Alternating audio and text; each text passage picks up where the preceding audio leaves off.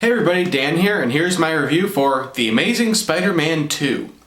Now this is the second entry in the new rebooted Spider-Man franchise from Sony. Stars Andrew Garfield as Peter Parker Spider-Man, Emma Stone as Gwen Stacy, Jamie Foxx as Max Dillon Electro, and Dane DeHaan, I believe that's how you pronounce his name, as Harry Osborn.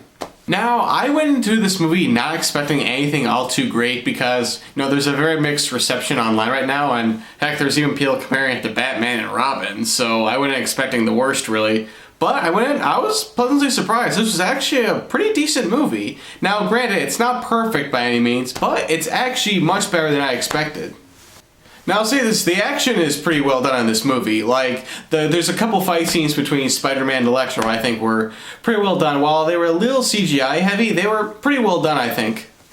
Now, as far as the actors themselves, Andrew Garfield plays a pretty decent Spider-Man, Peter Parker. Emma Stone does well as Gwen Stacy.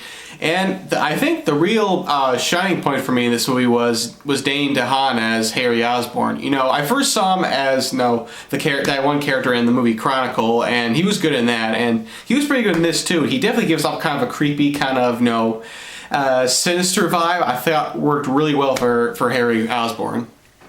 Now, not all the actors in this are decent. I wasn't all that impressed with Jamie Foxx's Electro. Before he becomes Electro, he's kind of like this geeky, awkward thing. It just didn't really work all that well for me. It kind of came off as silly at points. And even when he becomes Electro, while his performance improves when he becomes Electro, he kind of comes off as cheesy there. There's a scene where him and Spider-Man are fighting in New York City, and he's like, "It's my birthday, time to light the candles." It's just it's just kind of too cheesy for me. And the other thing is Paul Giamatti as the Rhino. While he's only in it for about 5 minutes, he's got this over-the-top German accent. He's like, "I am the Rhino," rah! And it just came off as really silly to me. So other than those two, I think the main cast did pretty decent job. Now, one thing I really like about this new entry is that it was a little more fun than the last Amazing Spider-Man movie. Well, I didn't mind the first Amazing Spider-Man. I felt like it was being a little too serious, and Spider-Man, well, he does have his serious moments. He's kind of more of a fun, jokey character, and they emphasize that a lot more in this, and that's another thing I liked about it. And I also like the chemistry between Andrew Garfield and Emma Stone. From what I read, they're actually a real-life couple. I'm not too sure about that, but their chemistry is pretty decent.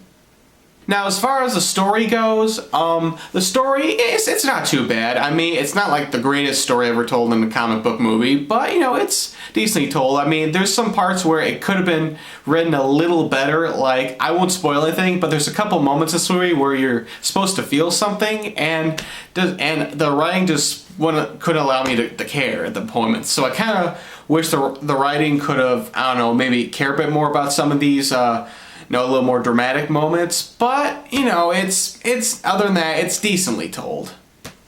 So my final verdict on Amazing Spider-Man 2, it's a pretty decent flick. I mean, it's nowhere near as bad as a lot of people are making it out to be, but it's not perfect either. But it is an enjoyable movie. It's entertaining, and it's got some good action in it, and most of the main cast does a pretty decent job. So, what do you guys think? Did you like Amazing Spider-Man 2? Did you not like Amazing Spider-Man 2? Do you agree or disagree with me? Let me know in the comment section below. Anyway, that's my review for The Amazing Spider-Man 2. Don't forget to like and subscribe, and I will see you guys later.